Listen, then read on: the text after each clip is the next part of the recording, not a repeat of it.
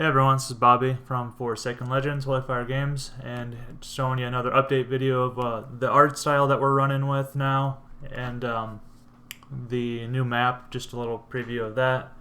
And also going to do an overview of our building system, and we'll go from there. So this is the art style that we've decided to finalize and run with. It's a little more realistic than the previous one.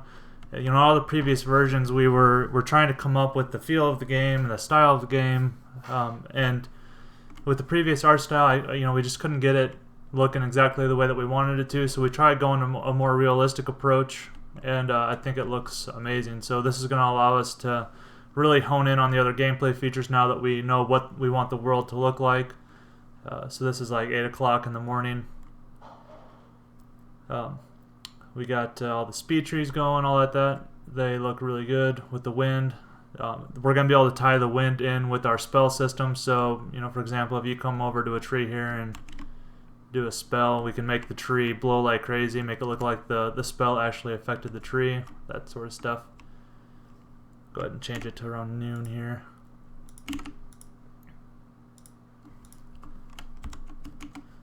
So this is what it looks like in the middle of the day. Nice little cliff overview here. So our draw distance is pretty far. You can see all the way across up the hill, up the mountain ranges over there. I can dive down here and check out the water.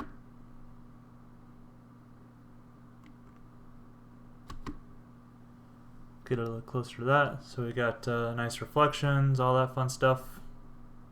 And then this is what the underwater looks like with the new rendering style. We have a lot of stuff in store for exploring underwater, but I'll make more videos on that in the future. Okay, let me get back up to the top and I'll show you our building system. See if there's an easy way back up.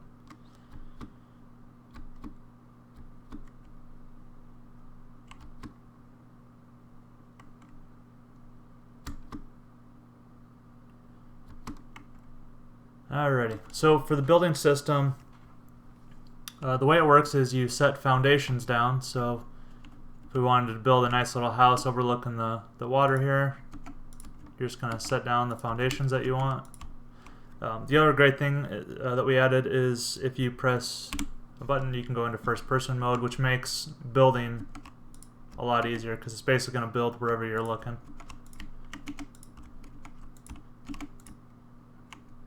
So if we build a nice little foundation here,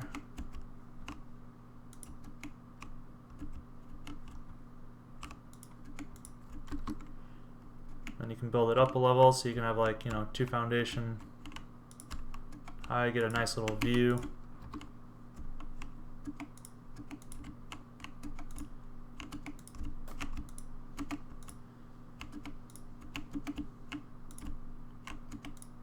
Oops.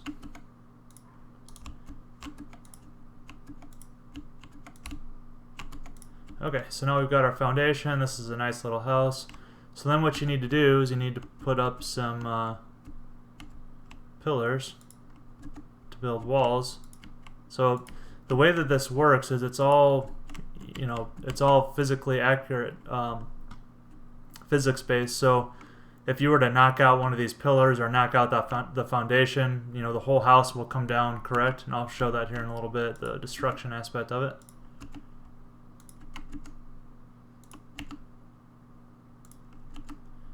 Just going to build a outer wall here.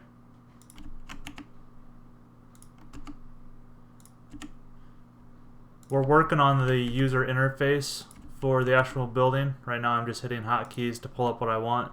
But we're going to have a nice little menu that'll pop up that'll allow you to choose the building material that you want to use. And then you'll just be able to continuously place them, and then it'll take out the resources, whether it's wood, stone, or whatever, and it'll just keep taking the resources out, so you can just quickly build buildings without having to click and drag 500 times to build what you want. Alright, where's my door? There we go.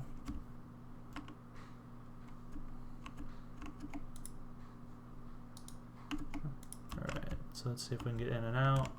So you can see the outside, crystals, putting off a decent amount of light there. So there's our walls. Foundation. I'll show you the destruction in a second. That way I don't have to start over here.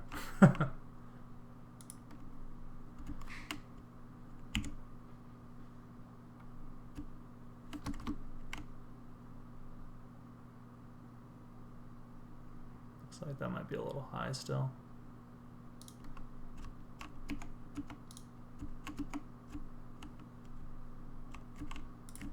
Well, I can't get stairs to go there because it's not the right angle.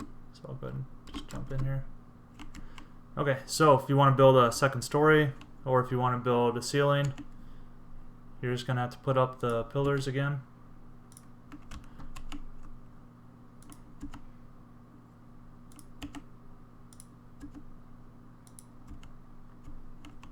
Couple more here. Okay, and then you just put up your ceiling however you want it.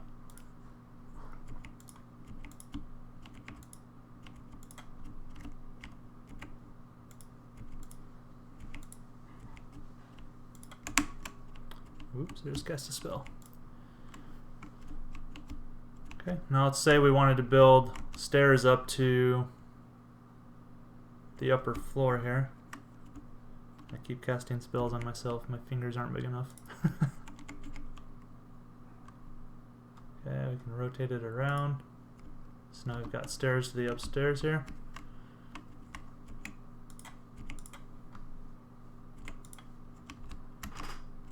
Okay, and then once these are built, you can take these foundations out. So it's more of just, you know, they need to be there for when you're building, just to show where the support's supposed to be. Okay, and then you can jump up. If you want to do the same thing on the second floor, you would just continue the process. Oops. Then you could build your second floor. And you can just keep going up. You can build overhangs, all that sort of thing. And you've got a nice little view.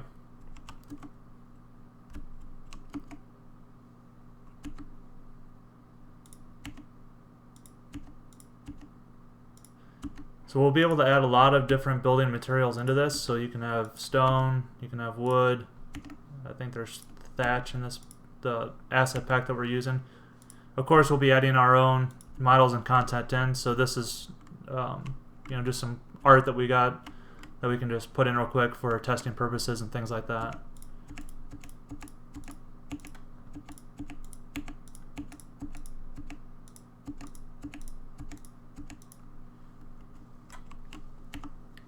I'll build a 2-story home here and then I'll destroy it. This is all network synced. And you know, the destruction as well. So we've got a lot of gameplay ideas that we're going to be putting in around building, combat, being able to take over bases and things like that. So it should definitely keep things interesting if you're on the PvP part of the map.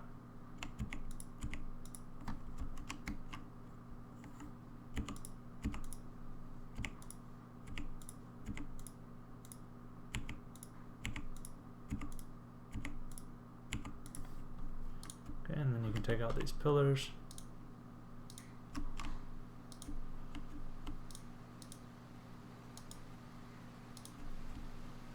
And there's your nice little 2-story home. Nice, quick, easy to set up. And of course the weather doesn't come inside. So it's a nice little safe haven from the weather here. So now if we wanted to destroy this, we can simply take out the foundations, and whatever that foundation is supporting will be destroyed. We're going to work it in to where you know, the falling pieces will damage you. And then the other cool thing about being able to move into a persistent world is that when a building is destroyed is that we can have these pieces that fall to the ground persist, and then other players or yourself can collect them, scavenge them, and recollect some of the building materials. So if you could destroy somebody's fort, you could actually, you know, get a lot of resources for it. There's another down there. Whoa! There goes half our house.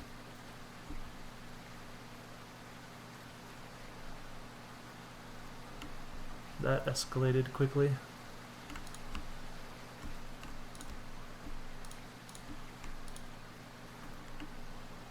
And our home is wrecked. So that's a basic overview of the construction system, kind of what we have in store for it. We'll be able to add a lot of other pieces into it. Ladders, windows, all that sort of a thing.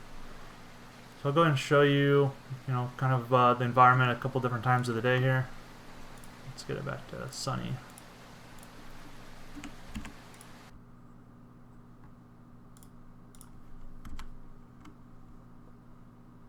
Evening here. And then I'll do a little fly through of the environment so we get it cleared up. We're playing around with the ambient lighting to make the mood feel different at different times of the day. So, for example, if we take it into nighttime,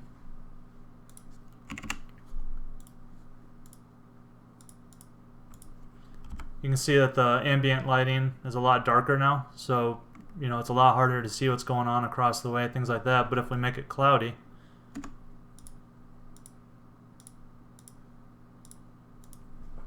to take away that light from the moon,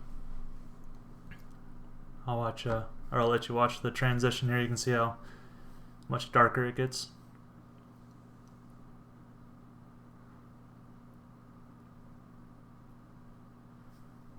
So we've got a lot of stuff in store for exploring around at night with things that you'll have to worry about coming up and sneaking up on you. So you can see it's a lot darker now, so if you were to try and run off in this direction, you can't even see where you're going.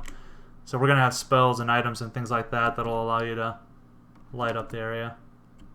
That way you can see a little bit where you're going, but not too far out from your character.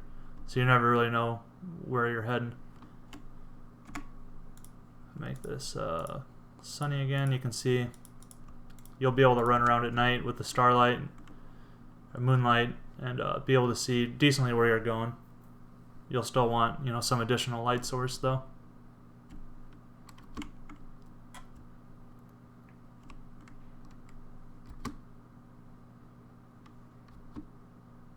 Just run around for a minute here.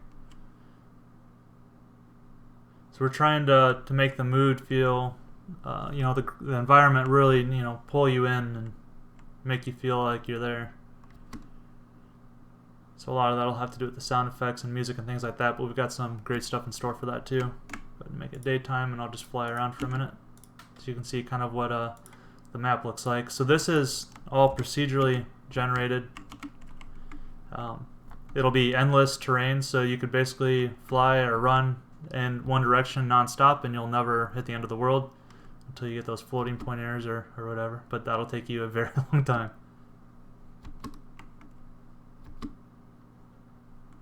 So it's got some nice rolling hills. We've put in some mountain range type things that you can still traverse. We got some lakes, so let me just go ahead and fly around now.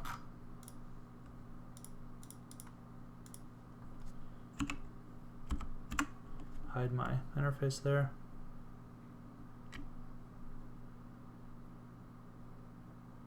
Get up in the air here. Right now we just have one tile of the terrain just for testing purposes, but it will be endless, and it'll basically use the same noise system and the same seed, so every new chunk of land that gets generated will be unique, but it'll still follow the same topography that we set, and then we'll have the different biomes and things like that. So here's another lake at the end of the map here. So lots of good building spots on the cliffs or in the valleys, where whatever type of area you like to build in.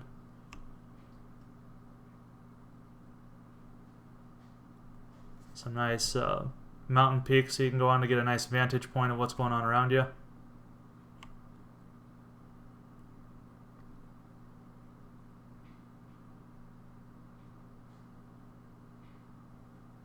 Yep, and that's the basic overview of the world here. So in the next video I will be going over combat. Kyle will probably be on that video, and we'll show you the new models that we're working with and the kind of realism that we're going for with the combat and the monsters and that sort of thing. So got a lot of stuff in store here for you guys, so be sure that you subscribe to our YouTube channel here so that you can stay up to date with all the news on the game and whenever we come out with new stuff. Alright, thanks, see ya.